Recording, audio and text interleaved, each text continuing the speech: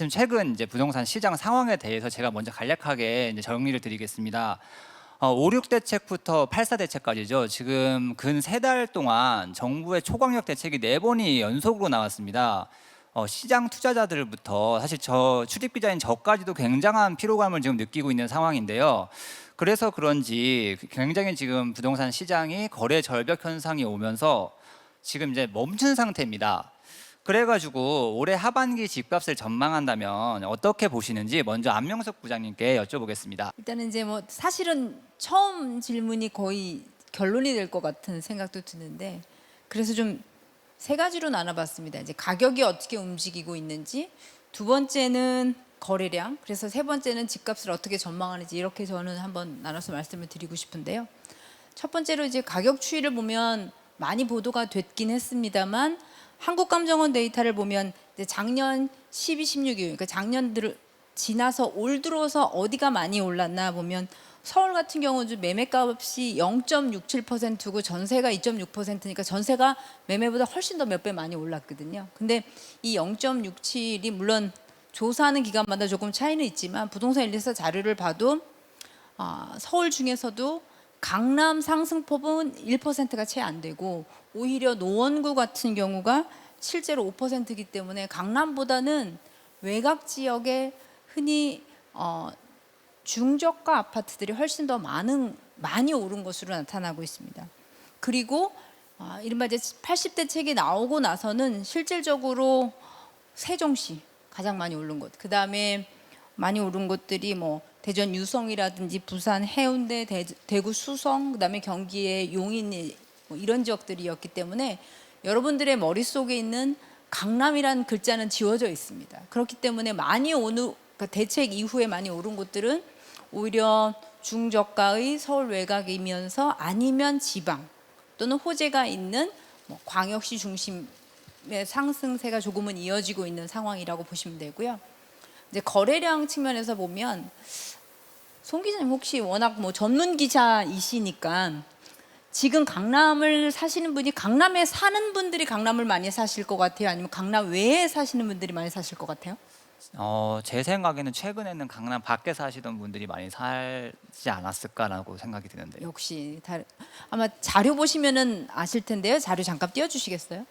이제 감정원에서 거주지별 실제로 거래 현황들을 이렇게 보면, 자료를 띄어서 보시면 여러분들이 더 잘 이해를 해주시겠지만, 그 그래프 중에 위에 있는 그래프가 뭐 거의 이제 10년 이상 전부터 쭉 강남구에 아파트를 산 사람들이 어디에 계시는 분들이 샀는지 이 그래프인데, 빨간색은 그러니까 파란색은 강남에 사시는 분들이 산 비율이고요. 그다음에 빨간색은 강남이 아닌 서울에 계신 분들이 이고, 그다음에 이 겨자 색깔의 부분은 서울 외 지역에. 그러니까 실제로 2013년 거의 서울 아파트가 저점이었던 때부터 2018년 정도까지는 거의 파란색이 저 그래프상에 위에 있었기 때문에 강남에 사시는 분들이 강남 아파트 많이 사신 거예요. 내가 살다 보니까 강남 집값 오를 것 같아, 이래서 사신 거고, 실제로 그 이후부터는 파란색을 찾아볼 수가 없죠. 그러니까 실제 저 그래프에서 보면 빨간색과 겨자색, 특히 그러니까 서울 외 지역에서 노도강 아니 마용성이나 이런 지역에서 오르면서 강남으로 들어온 분들이 많고, 최근 들어서는 아주 특이하게 저 겨자색, 서울도 안 사시는 분들이 서울을 많이, 특히나 강남에 이렇게 매입 주체가 많이 달라지고 있다는 걸 보여주고 있고요.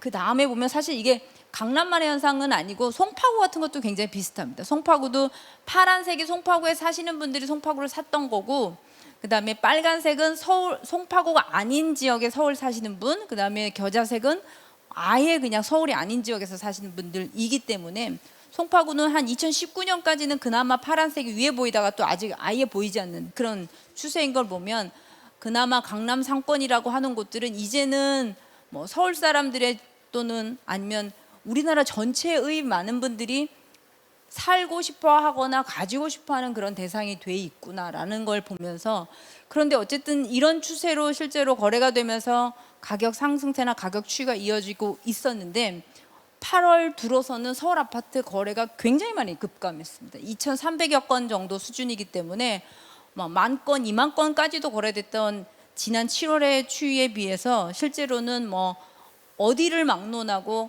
강남을 사러 들어온 수요나 또는 서울 아파트 거래 건수는 굉장히 많이 줄었고요.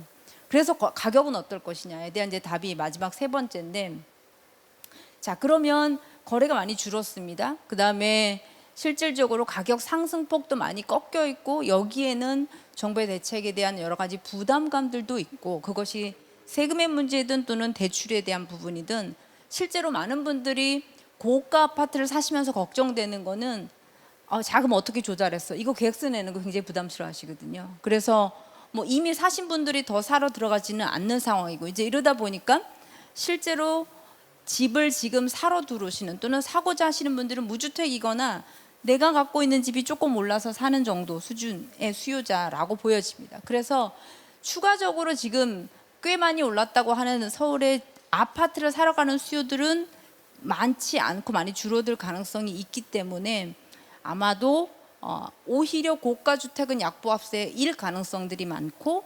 중저가들은 무주택이나 전세 구하다가 도저히 안 돼서 집 살 거야 라고 하는 수요들이 꽤 넘은 수요들이 있으면서 거기는 오히려 강보합세, 그래서 전체 서울은 보합세 수준으로 갈 가능성이 저는 있다고 개인적으로 생각을 하고요. 오히려 그렇다 보니 경기도 지역은 뭐 용인이라든지 이런 고가의 과천이라든지 판교처럼 고가의 아파트들이 있는 곳보다는 경기 지역 내에서도 호재가 있는 비교적 싼 곳들이 서울과 비슷한 흐름을 보일 거고, 지방은 최근 상승세에서 보여주듯이 호재가 있거나 이슈가 있는 세종시나 이런 지역들, 그다음에 광역시로 가면 뭐 그 지역에서 괜찮다는 곳, 최고이라고 하는 곳들 중심으로 교체 수요, 해당 지역의 교체 수요, 외주 수요들이 좀 거래가 일어나는 편이기 때문에 그렇게 가지만 중소도시는 약세. 그래서 오히려 지금 하반기는 지방 광역시라든지 중저가 아파트는 조금 거래가 늘어나면서 오히려 강보합세나 약간 가격이 오르는 추세로 가지만 전통적으로 가격이 많이 올랐고 비싼 곳들은 약세. 저는 이렇게 보고 있습니다. 저는 간략하게 말씀을 드리면은 강남을 비롯한 주로 초고가 주택 이쪽은 고온 현상이 좀 나타날 거로 보이고요. 그리고 경기 인천 혹은 뭐 강북 비강남 쪽은 뭐 주로 인기 지역과의 따라잡기 현상, 뭐 약간 상향 평준화되는 어떤 그런 측면, 그리고 나머지 지방 부분은 지역에 따라 좀 편차가 큽니다. 그래서 뭐 울퉁불퉁한 모습, 이렇게 이제 정리를 할 수 있을 것 같아요. 그러니까 강남을 비롯해서 뭐 강남이나 아니면은 뭐 마용성도 일부 해당이 될 거고요. 그다음에 분당, 판교, 뭐 광교 요 지역까지 크게 보면 이제 T자형 벨트로 이렇게 볼 수 있는데, 이 지역들은 전반적으로 아마 정부 규제를 집중적으로 받고 있기 때문에 아마 재건축도 포함될 겁니다. 그래서 거래가 많이 줄 거로 보이고요. 우리 안 부장님 말씀에 약보합세로 보셨는데 저도 일부 아마 약보합 가능성이 있는데 워낙 이제 저금리니까 뭐 가격이 크게 빠지지는 않아서 이게 이제 고온 현상이라고 이걸 보통 표현을 합니다. 그러니까 개마고온을 이제 떠올리시면 되는데 오를 때는 가파르게 오르다가 이제 더 이상 오르기에 굉장히 이제 힘이 벅찬 그런 모습에서는 매도자와 매수자 간의 힘겨루기를 하면서 약간 조정 양상 이렇게 나타날 수가 있거든요. 그래서 저는 오히려 앞으로는 비강남 쪽이 좀 더 뭐 선방할 수 있다 이렇게 보고 있죠. 왜냐하면은 지금 집을 사는 사람은 대부분 30대니까요. 30대들은 중저가 중소형 쪽으로 향하게 되어 있고, 또 정부도 뭐 중소형 중저가에 대해서는 뭐 취득세라든지 그다음에 재산세 뭐 이런 DTI, LTV 이런 것도 완화해 주는 거니까요. 그 신호가 어느 정도 시장에 영향을 미칠 거로 본다 이렇게 보시면 될 것 같고, 지금 올 8월까지 국민은행 시세를 보면은 서울보다 경기도가 더 많이 올랐어요. 서울이 한 7% 조금 안 되는데 경기도는 7%를 넘었어요. 그러니까 과거에 이제 전통적으로 갖고 있는 뭐 서울이 더 오를 거야, 혹은 뭐 강남이 더 오를 거야 하는 그런 개념들이 이번에 많이 좀 뒤집어지는 그런 모양새라고 보시면 되고 저는 하반기에도 그런 모습이 나타날 거로 보고요. 그런데 다만 이제 그 경기도 내에서도 아까 제가 T자형별 때 말씀을 드렸는데 이런 뭐 용인이나 뭐 분당이나 판교 혹은 뭐 광교 이런 쪽은 단기간에 너무 많이 올라가지고 거기는 일반 경기하고 보기에는 조금 어려울 수 있다. 그건 오히려 강남이나 이런 쪽하고 같은 맥락에서 봐야 된다 이런 생각이 들고요. 뭐 지방 같은 경우는 잘 아시다시피 굉장히 뾰족한 형태 이걸 이제 슈퍼 설리마 현상이라고 얘기를 하는데 특정 지역만 이게 가파르게 오르는 혹은 나머지 지역은 오히려 떨어지는 이런 모습이 나타나고 있죠. 그래서 최근에 제가 시세를 보고 나서 깜짝 놀랐는데 대구 수성구의 그 범어동 아파트가 흔히 말하면 이제 국민주택 규모 33평짜리가 가장 비싼 게 13억 5천까지 거래가 됐단 말이에요. 흔히 이제 10억은 넘었다는 들어보셨을 텐데 그런데 13억 5천, 뭐 해운대는 뭐 12억, 그리고 뭐 이런데 뭐 대전 이런데 일부 뭐 새 아파트들을 뭐 11억 이렇게 넘어가는 게 보여요. 그런데 그걸 보고 나머지는 또 지금 뭐 제주라든지 뭐 원주나 뭐 강릉, 뭐 춘천 이런 쪽은 또 안 좋잖아요. 그래서 지방은 굉장히 그 지역 사정에 따라서 이게 균질화되지 않는 약간 울퉁불퉁한 어떤 그런 장세로 보면 되겠다. 그래서 시장을 보실 때 너무 거시적인 어떤 지표보다는 약간 동네의 어떤 그런 접근 방법, 그러니까 동네 슈퍼 아저씨나 아니면은 뭐 미자원 우리 뭐 선생님이나 이런 식으로 조금은 미시적이고 국지적으로 시장을 바라보셔야 되지 않겠느냐. 그래서 조금 더 분화된 형태로 접근하시는 게 좀 좋은 전략이 될 수 있겠다 이런 생각을 해보고 있습니다.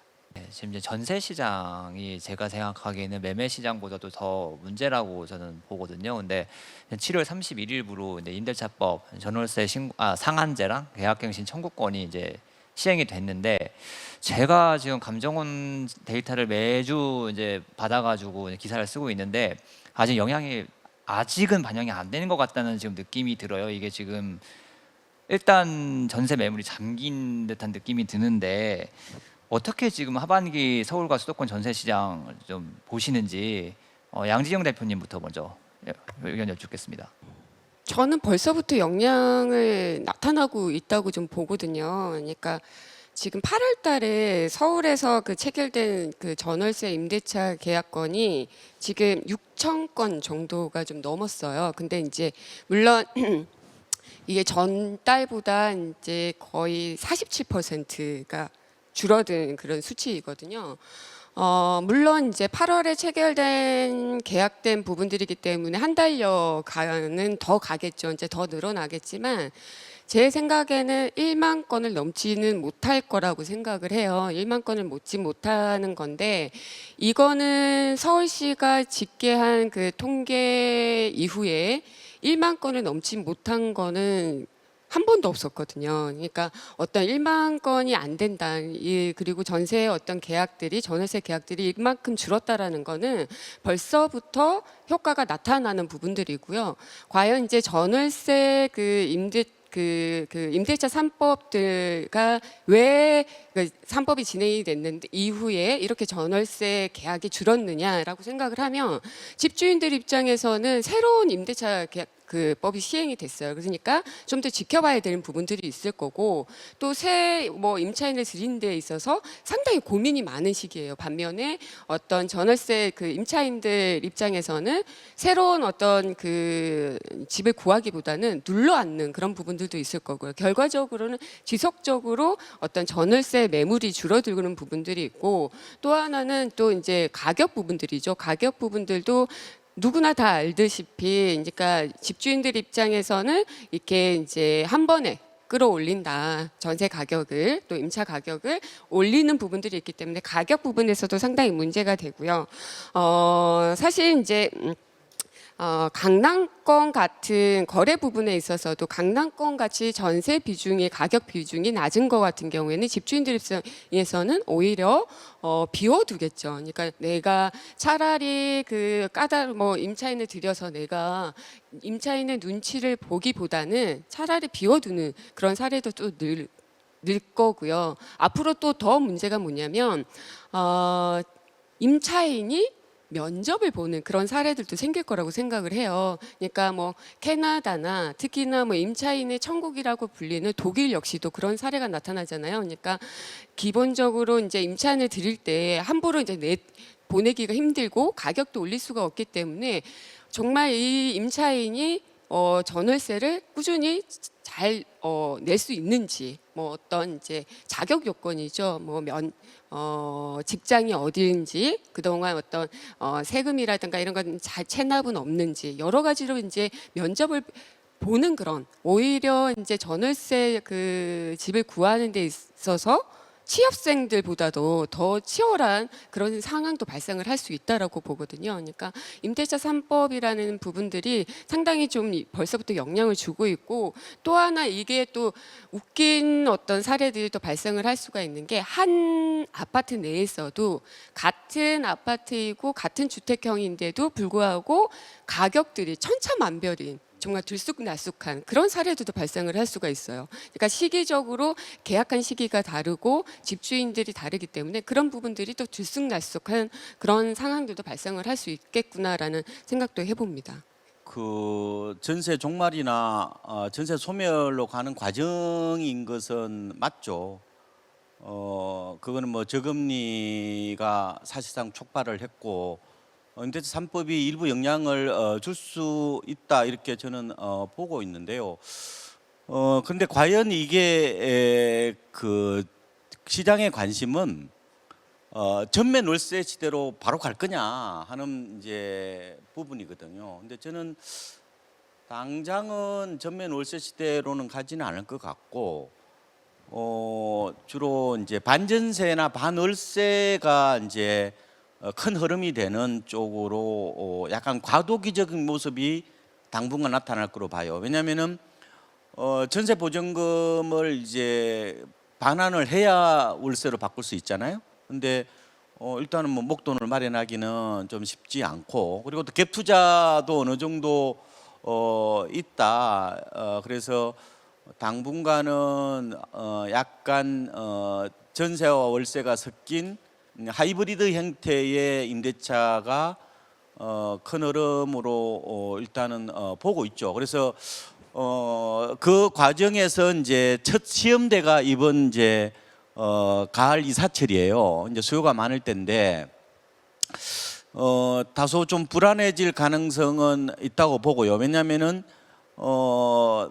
이 시장에 지금 유통 매물이 좀 많이 줄어들어요. 우리 이제 양 대표님, 양 소장님이라고 그러잖아요. 양 소장님 말씀대로 기존 세입자들이 이제 재계약을 통해서 눌러앉는 모습들이 나타난단 말이에요. 결국은 그게 유통 물량이 줄어드는 어떤 그런 것. 말하자면 유통 물량이 줄어들면 시장은 언제든지 불안해질 수 있는 측면이 있단 말이에요.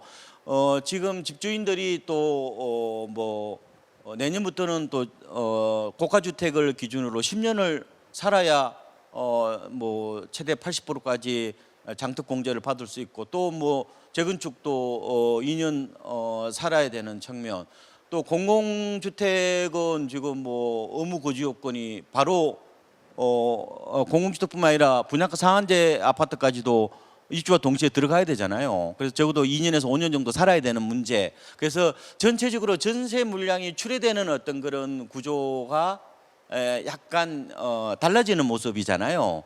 이런 측면에서 본다면은 전세 시장은 월세로 가는 어떤 과정에서 불안은 구조적으로 이게 내재돼 있다, 이렇게 보시면 될 것 같고, 과연 그러면은 이번 이제 그 가을 이사철 때 어떻게 나타날 거냐, 이 부분은 약간은 전세는 오를 것 같아요. 오를 것 같은데, 과연 이게 임대차 3법이 그냥 찻잔 속의 태풍이 될 거냐, 아니면 이제 어떤 뭐 전세 대란까지 갈 거냐, 이 부분은 이번 가을 이사철에서 어느 정도 좀 판가름 나지 않을까. 그래서 이번 가을 이사철이 앞으로 전세시장의 중요한 바로미터이자 풍향계 역할을 할 수 있다. 그래서 이번 가을 이사철을 굉장히 저도 예의주시하고 있는 상황입니다.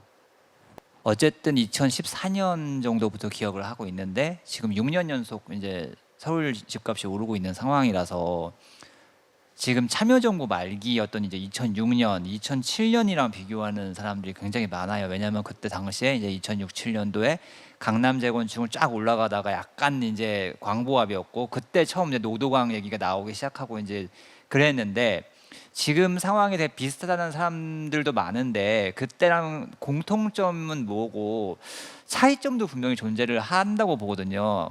이 부분에 대해서 안명석 부장님께 좀 의견 좀 여쭙겠습니다. 이렇게 어려운 걸 저한테 먼저 항상 물어보시네요.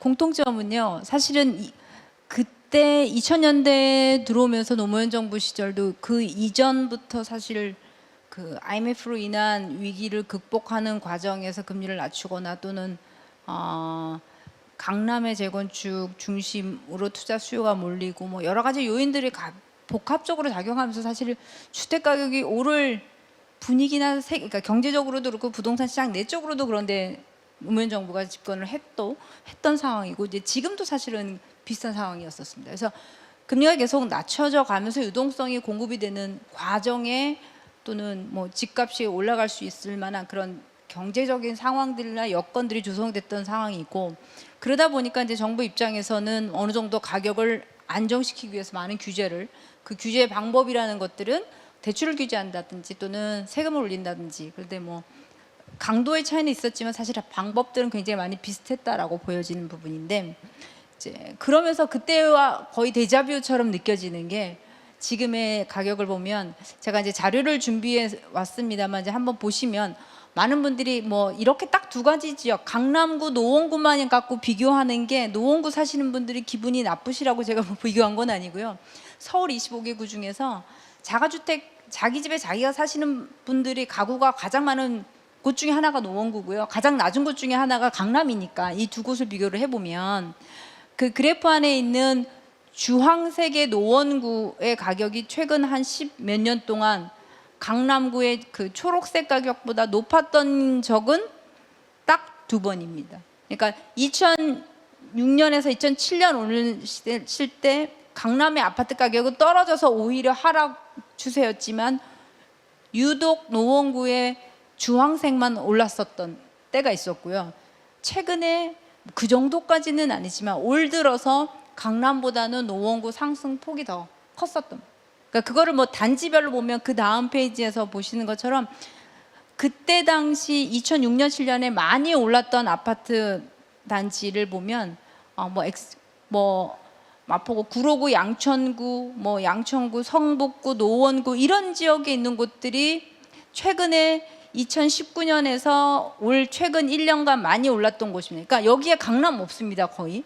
그런데 그 다음 페이지 최근 1년간 오른 아파트들의 리스팅 보면 그때도 보면 1위에 뭐 용산구에 있지만은 용산구에 더 동아그린이 아주 큰 단지는 아니고요. 노원구, 뭐 도봉구, 노원구, 강북구 이런 곳들이 가장 상승폭이 높았던 그때는 2년간 비교했습니다. 그러니까 그래서 이렇게 놓고 보면 이미 전장에 많이 올랐던 강남 대신에 이제는 다른 곳들이 더 많이 오르는 장세로 이렇게 가고 있고 결국은 이것이 정부가 강한 규제를 하게 되면서 상대적으로 규제가 덜한 곳으로 자연적으로 투자자들이 옮겨가고 덜 오른 곳들 쪽으로 실수요자들이 가면서 사실 이런 현상들이 나타났다라고 보여지는데 차이점은 뭐냐? 근데 더 안 좋은 상황은 뭐냐? 결국 이렇게 말씀을 드리고 싶은데 자 좋습니다. 그러면 더 이상 강남을 사는 곳들이 이제 보유세 부담이 너무 크고 대출도 안 되고 뭐 사가지고 남길 것도 없어. 더 이상 사지 않을 거야 라고 많은 분들이 생각하면서 강남의 거래 건수가 많이 줄어들고 있고 그래서 상승폭도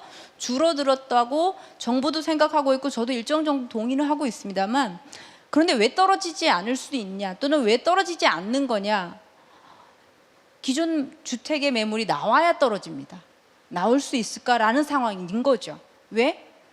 주택임대사업자 150만 원 넘어요. 물론 그중에 아파트 물량이 상대적으로 적기는 합니다. 근데 정부 발표 보면 올해 말로 4년 임대해서 만기 돌아오는 게 19만 원 정도라고 했는데, 그러면 정부가 지금 대안을 아직 통과는 안 됐습니다만 주택임대사업자 등록해놓고 반 정도 이상만 채우면 그 이전에 세금 혜택 그대로 드릴게요 라고 했지만, 대체로 현장에서 만나보면 많은 분들이 주택임대사업자를 왜 했는데, 내가 다주택인데 부담을 덜 갖고 가기 위해서 주택임대사업자 해놨기 때문에 이런 혜택 다시는 안 줄 거기 때문에 나 만기까지 가져갈 거야 라고 대체로 많이 생각하고 계시기 때문에 이 물량이 잘 안 나온다는 거죠. 그리고 4년 만기 갖고 계실 분들이 대부분은 5년을 유지해야 양도세 중과라든지 이런 걸 피할 수 있기 때문에 아마도 급하신 분 아니고는 내년 말 전에 잘 안 나올 거다.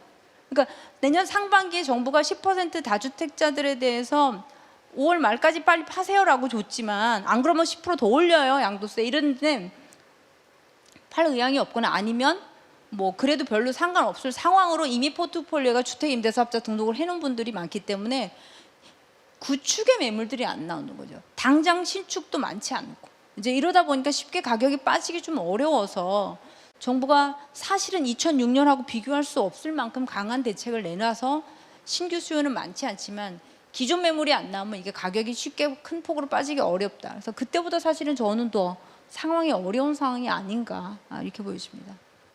지금 부동산 시장이 2006년하고 비슷하다는 그런 얘기는 지금 강남이 상투라고 볼 수도 있어요. 그죠? 그렇게 이제 시중에서 얘기한다는 거죠.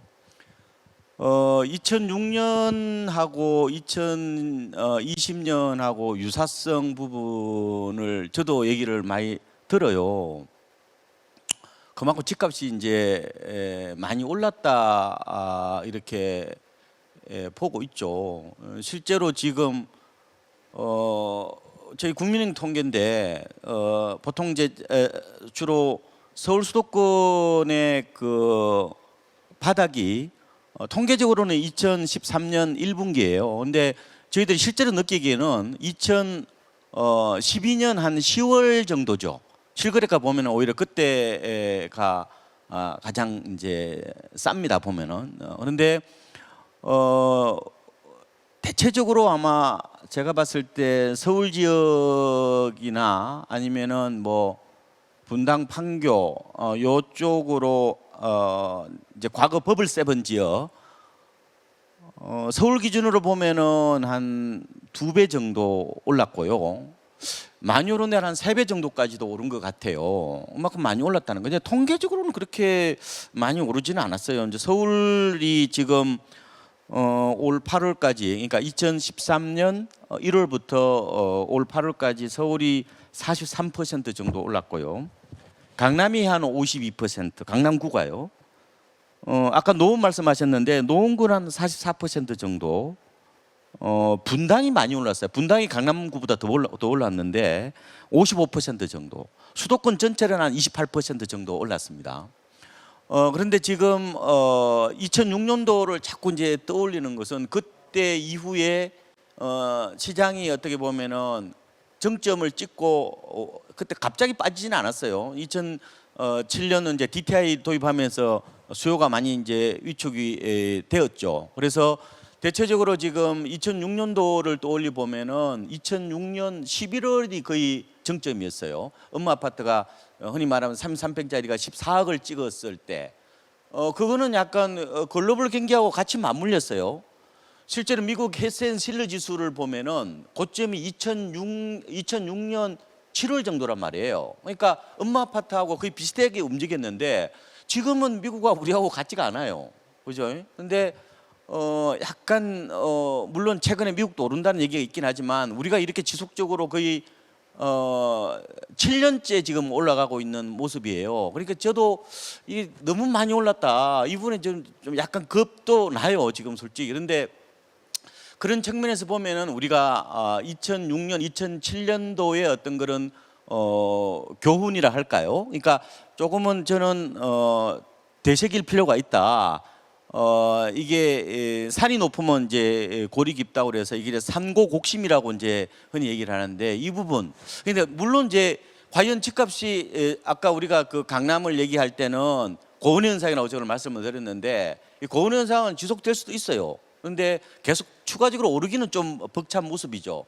그런데 분명한 것은 지금은 저는 강남이나 이런 주로 아까 T자형 쪽은 어깨 이상에 와 있다. 저는 이거는 어느 정도 저뿐만 아니라 좀 공감대가 형성이 돼 있다면은 좀 더 보수적인 사람들은 신중하게 판단할 필요가 있다는 생각이 들고요.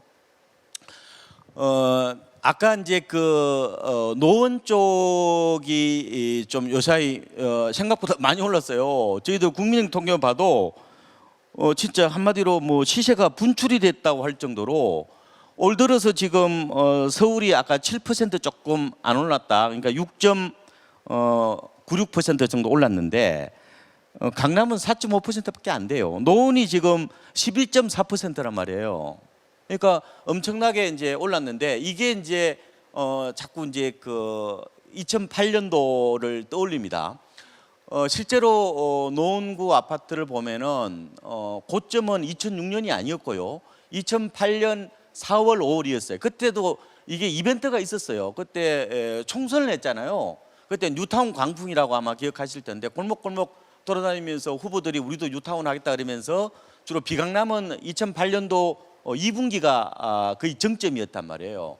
그러면서 만약에 이제 2008년 리먼 사태가 터지면서 그 거품들이 확 빠지면서 고점 대비 거의 30% 이상 떨어지는 걸 경험을 했는데 과연 지금 노원이나 이런 뭐 강북 지역이 그때의 어떤 전철을 밟을 거냐 이거는 아무도 얘기를 못 하는데 다만 지금 갭 투자라든지 법인 매물들이 일부 나오고 있습니다. 나오고 있는데 산대들이 그걸 받아주고 있잖아요. 서울 같은 경우는 받아주고 있어서 당분간 봤을 때 지금 비강남 지역이 주로 중저가 중소형들이 2008년에 리먼 사태 터진 것처럼 그렇게 확 가라앉을 거냐? 저는 그렇게까지는 보지는 않고 있어요. 않고 있는데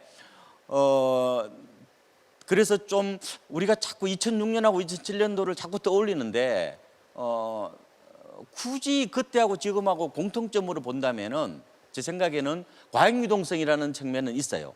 그러니까 M2 아까 제가 말씀을 드렸는데 우리가 참여정부 때 M2가 총 한 48% 정도가 늘어났어요.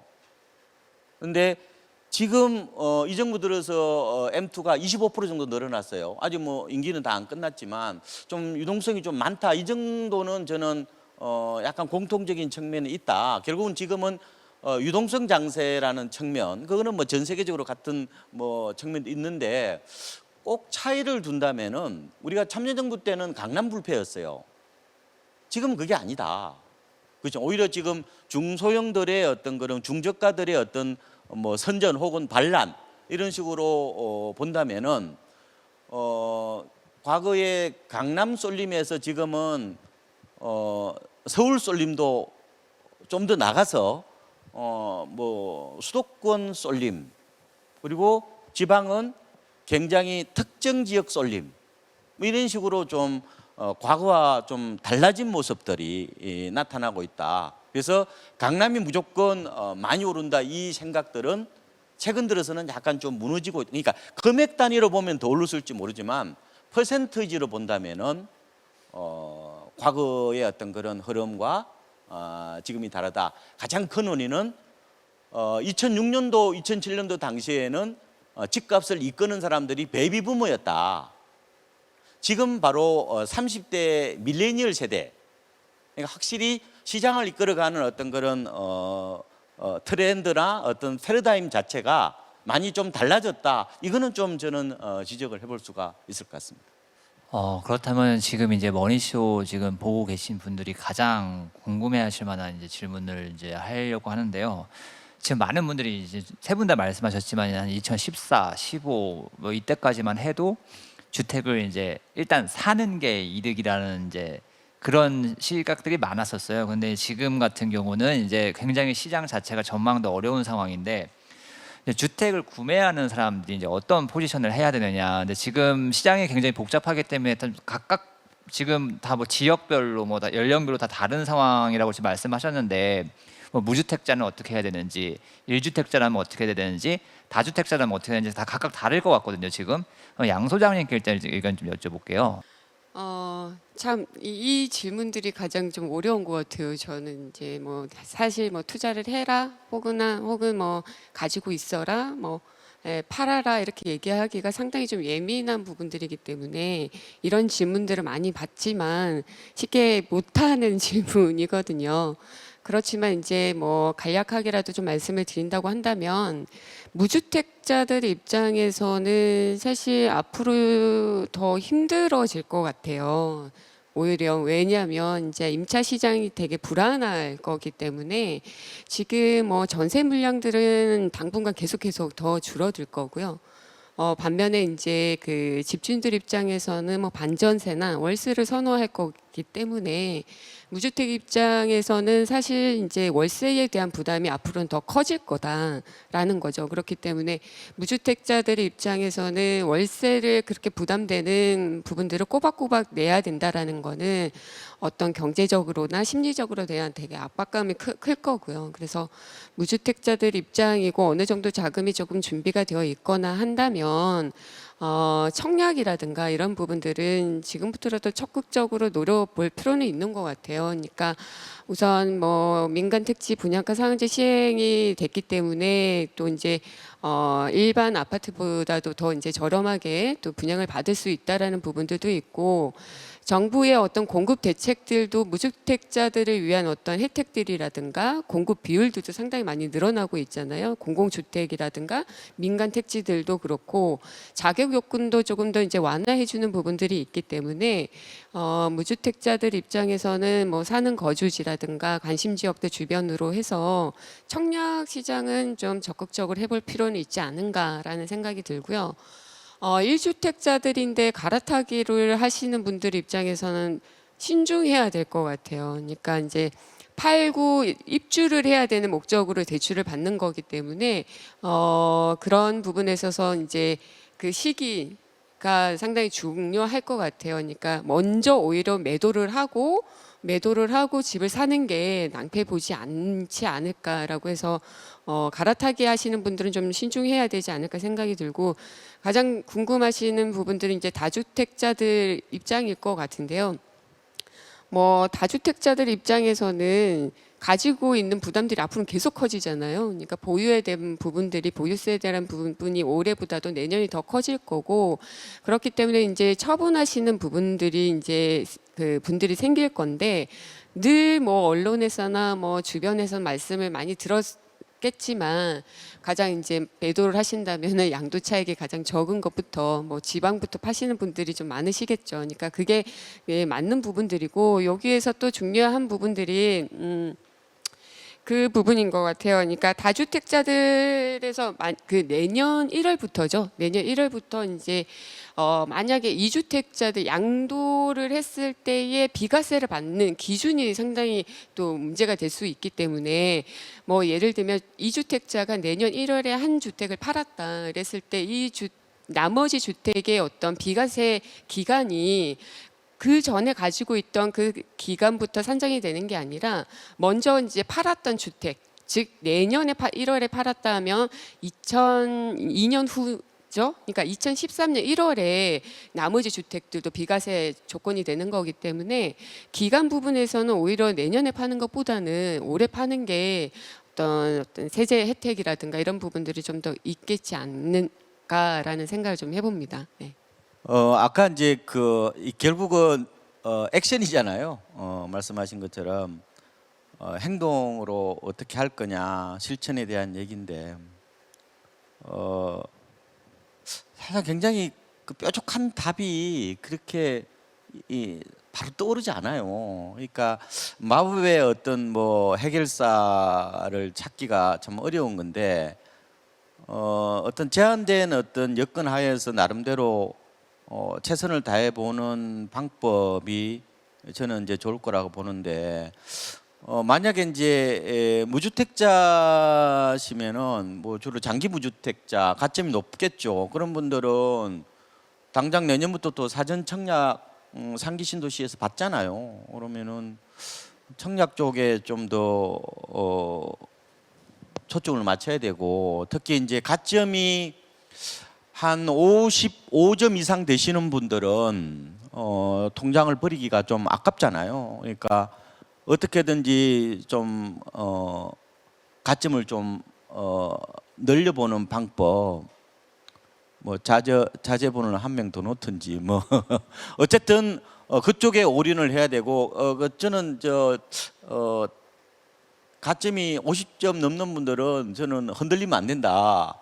예, 자고우면 하지 말고 청약으로 답을 찾아야 된다, 이런 말씀을 먼저 좀 드리고요. 그다음에 이제 1주택자 분들은 뭐 특별한 게 없죠. 지금 옮겨타기, 아까 우리 양 소장님 말씀을 잘하셨는데, 뭐 지금 옮겨타기가 쉽지 않잖아요. 옮겨타기라는 게 무슨 말이에요?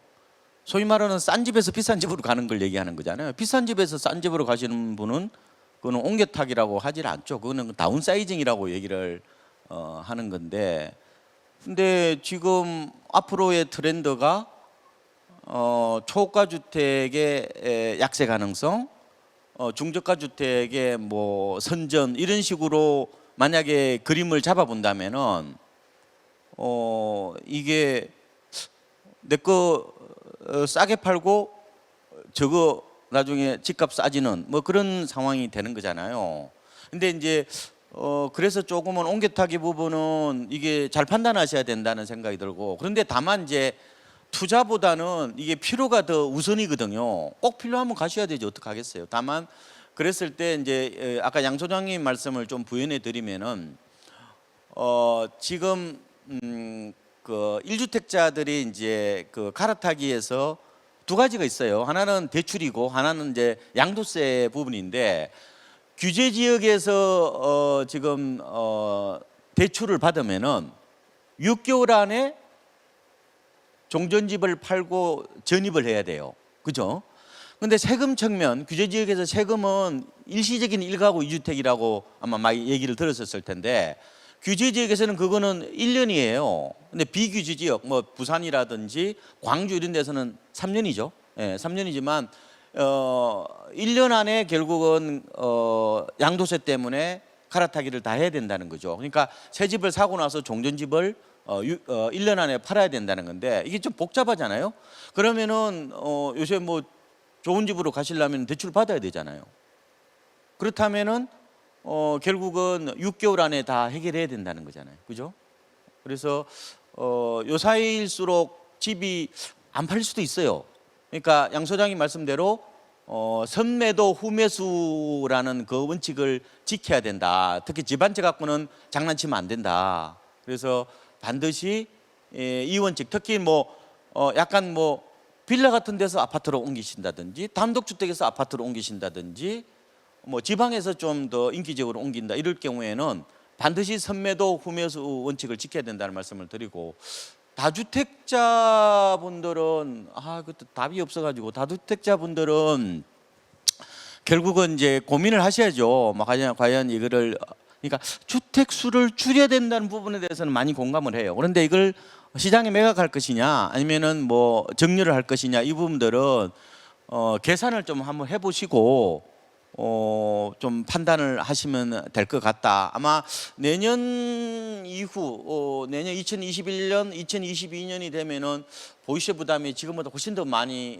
늘어날 거로 봐요. 그래서 어쨌든 좀 줄인 쪽으로 가시되 그 방법에 대해서는 계산을 해보고 의사결정을 하시라, 이런 말씀을 드리고 싶습니다. 모두 다 무주택자들이 청약 가점 기다리라고 하셨는데 50점대 얘기하셨거든요. 근데 가장 애매한 게 이제 30점대에서 40점대 있는 이 사람들이 일단 가장 문제라고 저는 생각을 하고, 두 번째는 이제 주택을 투자할 때 구매를 하는 거지만 실거주 요건도 분명 중요한 거지만 어쨌든 자산 가치적인 측면이 있잖아요. 그래서 유망 지역이 그래도 지금 이게 어려운 상황이지만 있을 것 같은데, 그것에 대해서 어떻게 생각하시는지.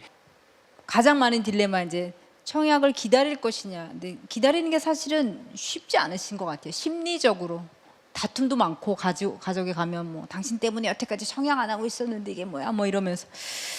아마 3, 40점대 내에서는 청약 가점으로 짧은 시간 안에 좋은 곳 들어가기 쉽지 않을 것 같아요. 근데 약간의 자금이 있으시면 저는 중저가 중에서도 괜찮은 곳들이 산 다음에 청약 통장 옮겨가는 걸로 사셔도 될 것 같아요. 그게 나쁜 방법이라고 생각하진 않기 때문에 그런 용도로 할 것도 한번 권해드리고 싶고요.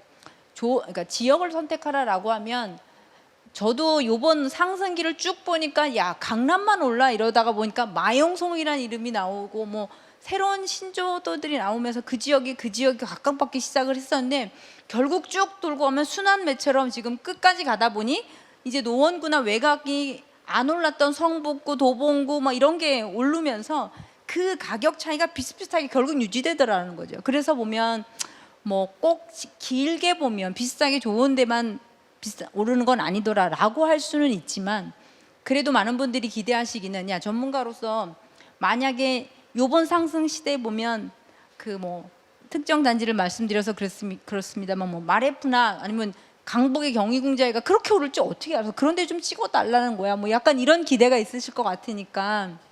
그러니까 그런 측면에서 보면 지금 광역교통망이라든지 또 어떤 촘촘하게 경기도 외곽과 서울을 잇는 철도들이 많이 착공에 들어갔습니다. 예를 들면 신안산선, 뭐 GTX ABC 노선 거의 다 들어가기 때문에 그건 말할 것도 아니고 그 다음에 뭐 동북선이라든지 신분당선, 연장선 뭐 이래서 사실 서울의 광역 지도가 굉장히 많이 앞으로 10년 후에 바뀌게 될 것 같아요. 그러면 예를 들면 서울 외곽이어도 많이 달라질 곳들이 하냐, 예를 들면 광명시 완전 재개발 천지입니다. 그래서 사실 완전히 달라질 수도 있고 과천도 그렇고 그래서 그런 곳들은 아마 본인들이 알던 가격이 달라지는 곳이 되지 않을까. 뭐 성남 이런 지역들도 그럴 수 있고요. 경기도 지역 내에서는 서울로 들어오면 은평구 그다음에 상암 DMC 주변으로 가젤 뉴타운 개발되면서 이런 지역들 그다음에 동북선 개발되면서 공릉동 신도시 개발되는 그 지역들은